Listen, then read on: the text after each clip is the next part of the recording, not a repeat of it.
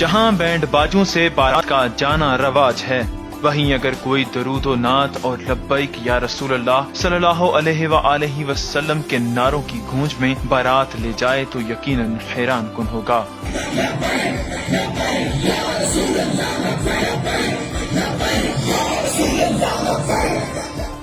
گوجرا کے علاقہ حیدر پارک کے رہائشی فیصل اتاری کی شادی کی تقریب سب سے منفرد اور سادگی سے طے پائی۔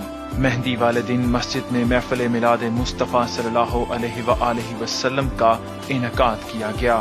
جب دلہا فیصل اتاری مسجد میں نوافل ادا کرنے نکلا تو درود و نعت اور لبیک یا رسول اللہ صلی اللہ علیہ وآلہ وسلم کے نعروں کی گونج میں گیا۔ بارات بھی اسی طرح درود و نعت اور لبیک کے نعروں کی گونج میں گھر سے نکالی گئی۔ پہل مقامی لوگ اسے شادی کی تقریب کی بجائے کوئی مذہبی جماعت کا اجتماع سمجھتے رہے۔ نکاح سے پہلے تلاوت اور نعت پڑھی گئی، بعد ازاں نکاح پڑھایا گیا۔ یا ایھا الذین آمنوا اتقوا اللہ حق تقاتہ ولا تموتن الا وانتم مسلمون۔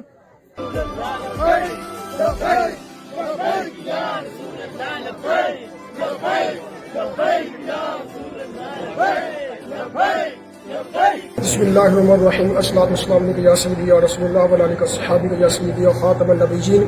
دیکھیں کہ ہم مسلمان ہیں اور ہم سب کو یہی چاہیے کہ جو اللہ اور اس کے رسول کے احکام ہیں اس پر عمل کرتے ہوئے ہم اپنی شادی کو خانہ آبادی بنائیں۔ یہ نہ کہ ہم ویسے شیطانی کام کر کے وہ خسروں کو بلا کر کہ ہم اپنی شادی کو بربادی بنا لیں، کیونکہ جب ہم نے قبر میں جانا ہے تو پھر آقا علیہ الصلوۃ والسلام نے ہی ادھر آنا ہے، نہ کسی رشتہ دار نے آنا ہے، نہ کسی دوست نے آنا ہے۔ ہمیں یہ چاہیے کہ ہم اللہ اور اس کے رسول کے جو احکام ہیں اس پر عمل کرتے ہوئے اپنی شادی کو خانہ آبادی بنائیں، نہ کہ اپنے رشتہ دار، دوست، احباب کوئی مان کر اپنی شادی کو بربادی بنائیں۔ میں سب دوستوں کو یہی پیغام دوں گا۔